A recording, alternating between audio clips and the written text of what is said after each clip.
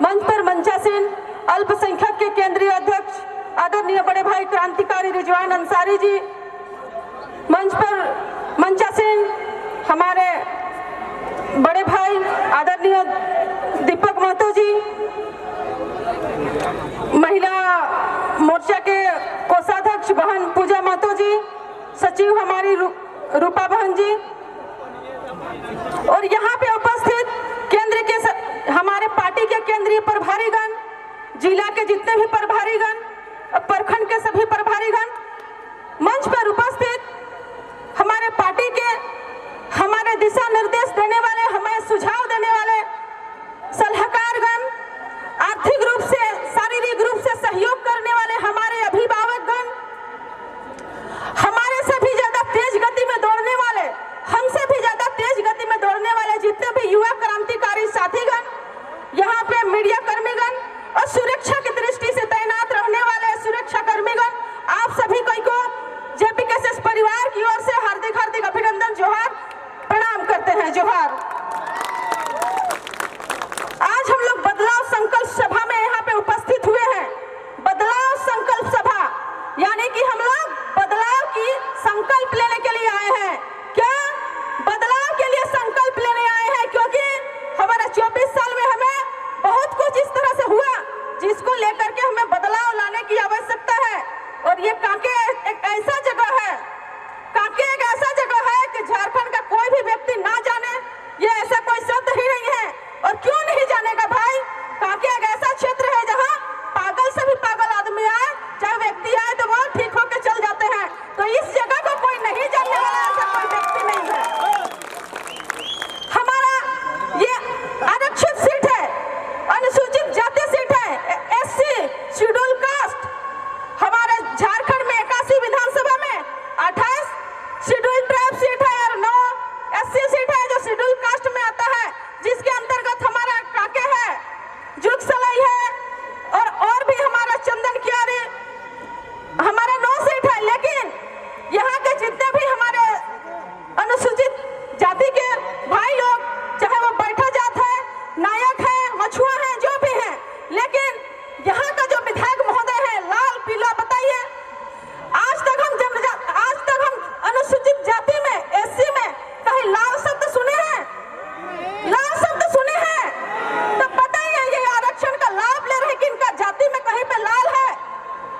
लाल के बाद भी उनका उपनाम होता है कि नहीं? बाबूलाल मरांडी, खेसारी लाल यादव। तो बताइए ये समरी लाल, इनका आगे पीछे कुछ तो होना चाहिए कि नहीं? इनका कोर्ट में चल रहा है, इनसे पूछा जा रहा है कि आप जाति का बताइए। अब आरक्षित सीट में आए हैं, राजस्थान से यहाँ आए और यहाँ पे आरक्षित सीट का लाभ ले रहे हैं, लेकिन जाति के बारे में वो अपने बारे बताना नहीं चाहते हैं कि कहता है ये मेरा सुप्रीम कोर्ट में चल रहा है, ये वहीं पे बताएंगे। लेकिन हम लोगों को जवाब देने की आवश्यकता है।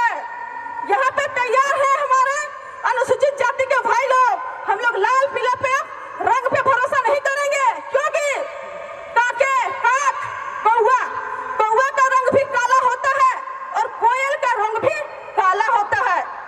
उनका आवाज से पहचान में आता है कि ये कौन समुदाय का है, कौन जाति का है। कौवा का आवाज काव काव जो हमेशा ऊंचा आवाज में बोलते हैं, कोयल मधुर आवाज में बोलती है। और हम लोग भाषा जो बोली, आवाज, किसी का विरोध किए थे, किसी का आवाज का विरोध हम लोग नहीं करते हैं।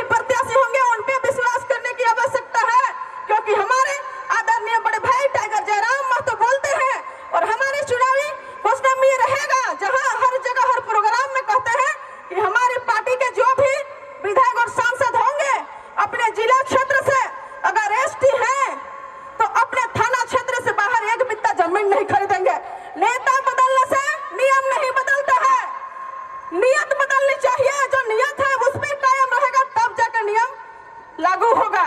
आप नेता बन के लगेगा कि हाँ हम सब जमीन खरीद सकते हैं, तो आपको ऐसे नेताओं को नहीं चुनना है। अगर इस तरह का चुनेंगे तो झारखंड को खरीद के खत्म कर देंगे कि नहीं? हर जगह पे बाउंड्री लगा हुआ है, हर जगह पे चिन्हित किया हुआ है।